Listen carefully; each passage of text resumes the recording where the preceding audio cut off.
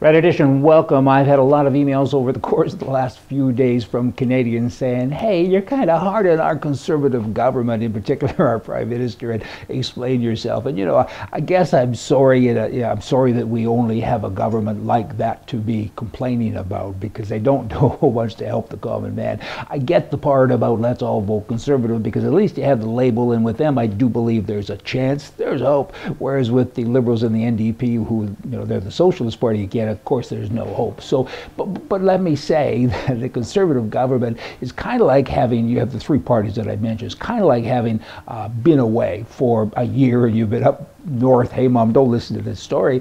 You've been up north in Fort McMurray in northern Canada and working, and you haven't seen a girl, right? And you come back and you're in the bar and you got all kinds of money, and there's three girls up at the bar and they're all terribly ugly, right?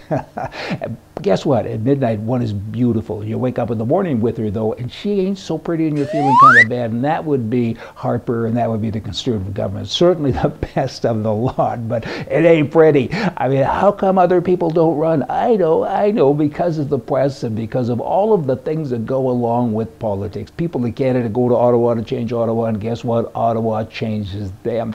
I'm your wiser advisor. Hey, there you go. Let me also tell you in Canada about Ian Thomson. He has good news. His gun license and his target ATT have been renewed now for 5 years. Ian is the man that had all kinds of issues. There's a case where the government of Canada didn't step up for him. People broke into his yard or came onto his property, I should say. They threw fire bombs at his house and they almost killed his animals, and they yelled out threatening things to him. They even said, we are here to kill you. He came out with his firearm, shot over their head, and phoned the police afterwards and saved his life, of course, by shooting at them. Police came and arrested him. That's the government I'm talking about. That would be the prettiest girl, because the prettiest girl didn't do anything to support the people that worked for her, more or less. In Russia, here's a man that's very creative. He's a thief. He just steals things. He steals all kinds of things that he hasn't been captured. His his preference, I guess, call it, is stealing bridges. He goes and he dismantles bridges and he takes them all home and he sells the scrap iron and he gets well paid, right?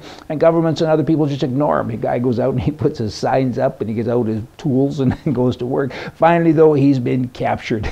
They followed him home and they say, hey, you got a lot of stuff here. Like, we're missing a dozen bridges and they happen to be in your backyard. Who would have thunk it?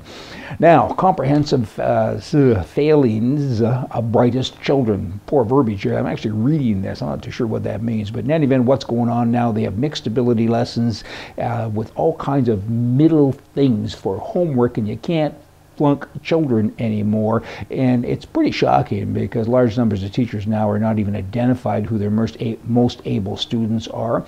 And if you start to go above the crowd, the rest of the student group body, they put you back. They say, be careful, you have to be the same. You're going to have a nation of idiots if you do that, because they're not advancing anybody. Again, as said, I mean, if you start to advance, they put you over in a corner and say, how dare you?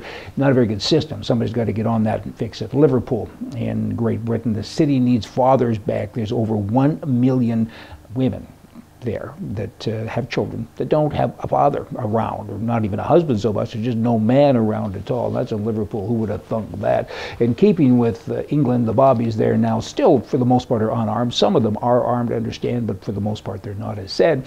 And here's a guy that lured 3 Bobbies into a corner on purpose because he wanted to kill them.